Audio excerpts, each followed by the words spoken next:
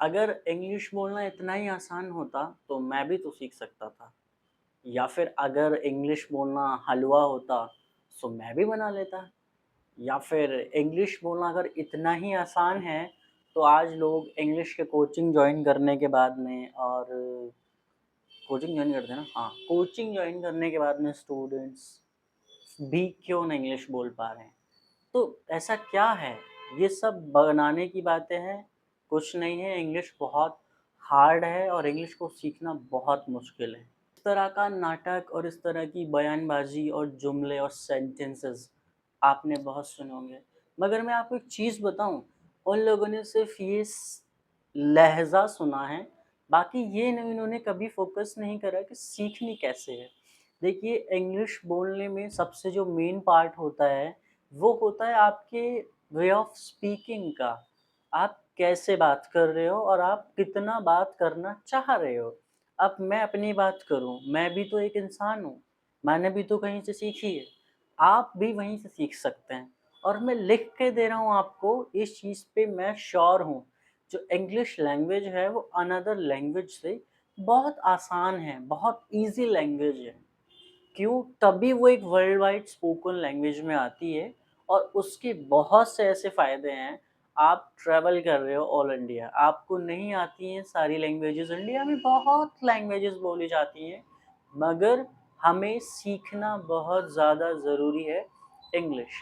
देखिए, इंग्लिश में सबसे मोस्ट इम्पोर्टेंट होता है कि how to talk with someone in English, कि आखिर हमें ऐसा क्या करना है कि एक सामने वाले से हम इंग्लिश में बात कर सकें या हम कोई सेंटेंस ऐसा मिल जाए जिससे हम बात कर सकें। अब ऐसा तो नहीं है कि मैं आपके चेहरे पर एक डांडिया घुमा दूँ या एक फुलझड़ी घुमा दूँ और आप इंग्लिश बोलना सीख जाएँ। इस तरह का भी कुछ नहीं है। हम मेरे टाइम में था, मेरे टाइम में भी नहीं था, मैंने भी सीखी है। सबसे आसान लैंग्वेज है इंग्लिश। हिंदी बोली जाती है इंडिया में काफ़ी स्टेट्स में, बहुत जगह ज़्यादातर हिंदी बोलती है। बट सब जगह नहीं बोलती है, तो इंग्लिश सीखने के लिए आपके अंदर की चीज़ें आपको पुश करती हैं। देखिए, इंग्लिश में अगर आप किसी से बड़े आराम से बड़ा मुँह खोल के बात कर लेते हैं हिंदी में भी, तो आप इंग्लिश बहुत जल्दी सीख जाएँगे। उसका एक मेन रीज़न ये है कि आप किसी से यूँ ही बात कर लेते हैं। ये सबसे बड़ा रीज़न है कि आप जल्दी सीख जाएँगे। एक सबसे बड़ा डाउनफॉल आपका ये है लाइफ़ का कि अगर आप किसी से बात नहीं कर पाते हैं या आपको समझ नहीं आता है, वैसे स्टूडेंट्स जो होते हैं 2 तरीके की प्रॉब्लम फेस करते हैं। द फर्स्ट इज़ कि सर समझ लेता हूँ लेकिन बोल नहीं पाता हूँ। सर पढ़ लेता हूँ लेकिन उसका मीनिंग नहीं पता होता है। हमने 12th क्लास से और अब तक इंग्लिश सीखी है। सीखी है ना, सीखी है। मैंने भी नर्सरी से पढ़ना स्टार्ट करा है, आपने भी नर्सरी से पढ़ना स्टार्ट करा है। हमारे लिए सबसे बेस्ट यही है कि हमें अपने आस-पास की जो चीज़ें हैं, उन पे ध्यान देना है और उन चीज़ों को देखना है। वही सबसे बेस्ट है। देखिए, मैं आपको पढ़ा दूँ या आप कोई ग्रामर की बुक पढ़ लें, पढ़ना तो सॉरी बोलनी तो आपको फिर भी पड़ेगी ना, बोलेंगे नहीं तो कैसे काम चलेगा?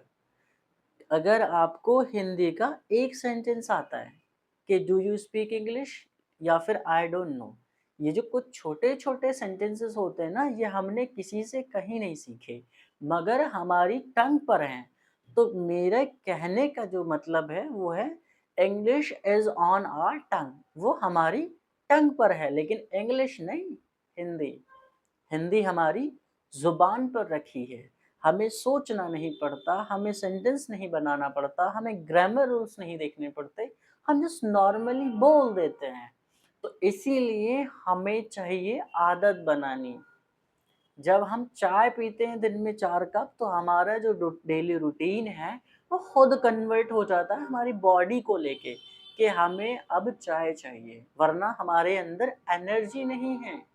यही सबसे बेस्ट है और यही करना है। देखिए, इंग्लिश का छोटा सेंटेंस हो या बड़ा सेंटेंस हो, बस आपको बोलना है।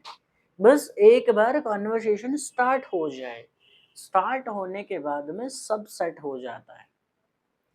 छोटे-छोटे सेंटेंसेस आते हैं, चैट जीपीटी का ज़माना है, चैट जीपीटी पे जाके आप सर्च कर सकते हैं, give me 50 short sentences in English. आप उन्हें देख के अपनी डेली लाइफ में यूटिलाइज करें। This is a way of improving your English. मेरी वीडियोस को देखें, अगर पॉसिबल हो कि हाँ मैं कुछ आपको सिखा सकता हूँ, तो वीडियो को लाइक और चैनल को सब्सक्राइब ज़रूर करें। मैं फोर्स नहीं कर रहा हूँ आपको, अगर लगता है कि हाँ मैं कुछ आपको सिखा सकता हूँ या मुझसे जुड़ के आपकी ज़िंदगी बदल सकती है, तो मे बी आपको करना चाहिए, अदरवाइज आपकी मर्जी है।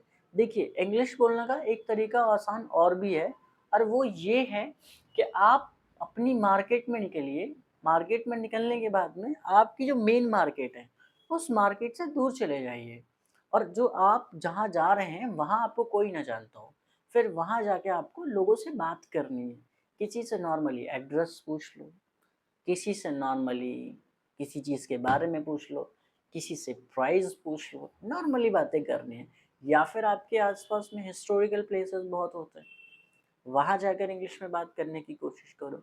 वहाँ पर भी आपको आप जैसे ही लोग मिलेंगे, तो इसीलिए बेफ़िक्र होकर आप बस इंग्लिश बोलना स्टार्ट कर दो। सॉरी। बाकी आपको आती है, नहीं आती है, आएगी, नहीं आएगी, उसकी फ़िक्र मत करो। आप कोशिश तो करो। जब बच्चा छोटा होता है ना, तो सब ये कहते हैं कि ये चलता नहीं है, अभी चलता नहीं है। चलने की कोशिश करता तो गिर जाता है। तो बेटा, अगर वो ये एक बार गिर के दोबारा ये सोच ले कि मुझसे नहीं चला जाता और मैं गिर जाता हूँ, तो वो ज़िंदगी में नहीं चल पाएगा। फिर लोग कहेंगे कि इसमें बीमारी है, इसके पैर खराब हैं। वैसे ही हम इंग्लिश हमसे नहीं आती, हम कोशिश नहीं कर पाते, तो बोलते हैं इंग्लिश बहुत टफ है और इंग्लिश हमारे बस की बात नहीं है। तो बेटा, मेरे कहना मानो, चलने की कोशिश करो, उड़ने की कोशिश करो। बस आप सेंटेंस तो बोलो सामने वाले के सामने, वो आपको आंसर करेगा, अपनी लैंग्वेज में करेगा। मगर you should speak your favourite language, not Hindi, not English, not any other another language. May be you should speak. आपके पास में पूरा दिन होता है। देखिए, यहाँ पे 10th और 12th के भी स्टूडेंट्स देख रहे होंगे। कमेंट में ज़रूर बताएं कि मेरी इस वीडियो को कौन-कौन देख रहा है। वीडियो देखने का एक पर्पज़ ये है कि हमें नहीं आती है इंग्लिश, और मैंने आपके लिए स्पेशली ये वीडियो इसलिए बनाई है ताकि आप समझो कि जिनके कहने में आप ये कहते हो कि इंग्लिश कोई हलवा नहीं है, हम नहीं सीख सकते, इंग्लिश बहुत टफ है, बहुत हार्ड है, सेंटेंस नहीं बनाने आते, हमसे फ्रेज़ नहीं होता। अरे सेंटेंस बनाना ही नहीं है, छोटे-छोटे वर्ड्स आप याद कर लो, याद नहीं करना है, अपनी डेली लाइफ़ में यूज़ करो, याद तो वो खुद हो जाएँगे। बस आप अगर अपनी डेली लाइफ़ में यूज़ नहीं करोगे, तो सीखोगे कैसे? अब मैं कहने लगूँ कि आप एक 50 वोकैब्युलरी ले लो, सुबह से शाम तक रटना स्टार्ट करो। अरे कल भूल जाएँगे आप। तो उसका तो ना मुझे कोई फ़ायदा है, ना आपको कोई फ़ायदा है। तो इसीलिए वोकैब्युलरी लो 10 दिन की, और उनको अपनी डेली लाइफ़ में यूज़ करो। अगर आपको एक वर्ड मीनिंग आता है रीड, तो उसका सिनोनियम निकालो कि इसका रीड के सिवा और भी क्या मतलब हो सकता है। जैसे पढ़ने को हम रीड बोलते हैं, ठीक है? बहुत नॉर्मल सा सिंपल सा वर्ड है। तो हम पढ़ने के लिए और कौन-सा वर्ड यूज़ कर सकते हैं? जैसे कमाने के लिए हम अर्न बोलते हैं, पैसा कमाना है, नॉलेज कमानी है, इज़्ज़त कमानी है। तो इन चीज़ों के लिए हम और कौन-सा वर्ड यूज़ कर सकते हैं? स्मार्टफ़ोन मेरे पास भी है और आपके पास भी, अगर आप वीडियो देख रहे हैं। तो आपका इस तरह की चीज़ें अपनी डेली लाइफ़ में इस तरह की एक्टिविटी करना ही सबसे ज़्यादा बेनिफिट है। और मैं आपको एक बात बताऊँ, रील्स देखने से इंग्लिश नहीं आती है। आप जाएँ किसी भी रील फ़ीड पे जाके, आप वहाँ जाके फ़ॉलो कर रखा है कि मैंने इतने चैनल्स को फ़ॉलो कर रखा है। चैनल फ़ॉलो करने से रील नहीं आती है। सॉरी, इंग्लिश नहीं आती है।